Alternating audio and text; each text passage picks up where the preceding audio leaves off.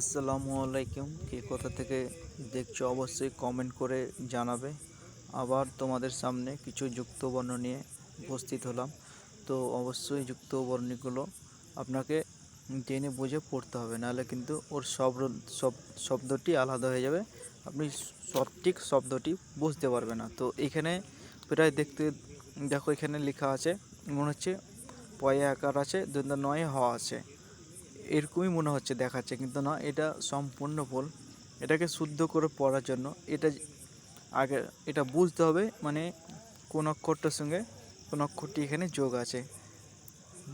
বোঝাটাও যেরকম পড়ার আগে জরুরি, সেরকম আগে বুঝে শুনে পড়তে হবে যে হ্যাঁ, এটার সঙ্গে কি যুক্ত বর্ণ যোগ আছে। না বুঝলে কি করে পড়বে? পড়ার তো হবে না। কেন যে এখানে যদি পয়ে আকার নয় হয় দাও, তো কি হবে? পান্ন হয়ে গেল।